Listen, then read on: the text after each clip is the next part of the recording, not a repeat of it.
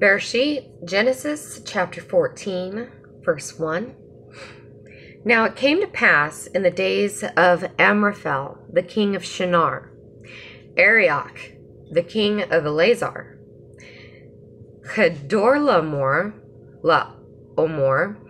the king of Elam, and Tidal, the king of Goyim, that they waged war with Bera, the king of Sodom, and with Bersha, the king of Gomorrah. Shineab, the king of Admah, and Shemeber, the king of Zeboim, and the king of Bela, which is Zor.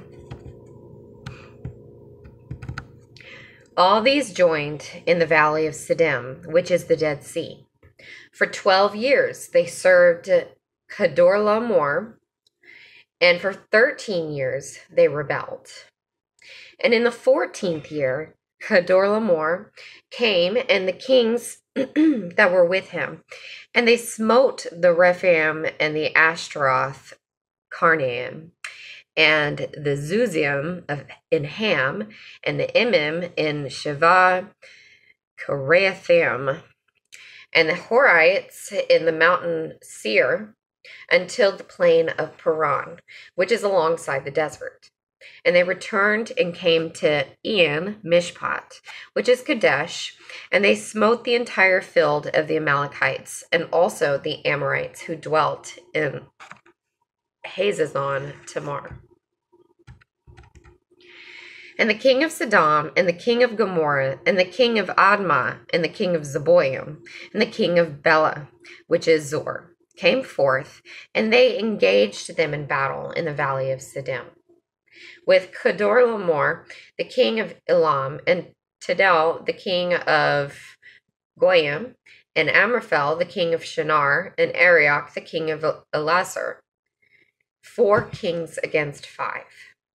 Now the valley of Siddim was composed of many clay pits, and the kings of Sodom and Gomorrah fled, and they fell there, and their survivors fled to a mountain.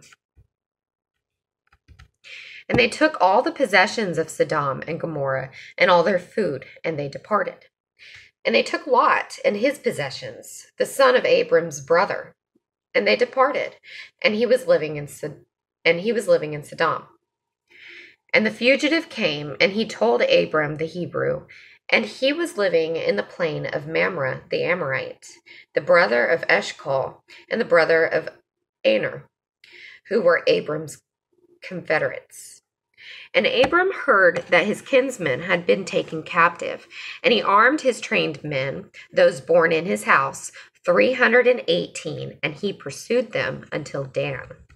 So we have got Abram going after his brother's son Lot, and he is going up against 4 kings, 4 kingdoms, 4 different armies that are working together, and he's bringing just 300 plus men with him, 318 men, trained men. But in comparison to the armies that they're about to face, without God, this would seem absolutely impossible. But let's see what happens. And he divided himself against them, verse 15, at night, he and his servants, and smote them, and pursued them until Hobah, which is to the left of Damascus. And he restored all the possessions, and also Lot his brother and his son, and his possessions he restored, and also the women and the people. And the king of Sodom came out toward him after his return from smiting Chedorlaomer and the kings who were with him to the valley of Sheva, which is the valley of the king. And Melchizedek, the king of Salem, brought out bread and wine, and he was a priest to the Most High God. You guys, make sure you take time to stop and watch the video that I shared in our group chat about Abraham and Melchizedek. Verse 19. And he blessed him, and he said, Blessed be Abram to the Most High God, who possesses heaven and earth. And blessed be the Most High God, who has delivered your adversaries into your hand. And he gave him a tithe from all.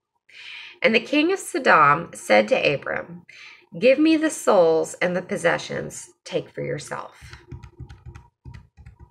And Abram said to the king of Sodom, I raise my hand to the Lord, the Most High God, who possesses heaven and earth.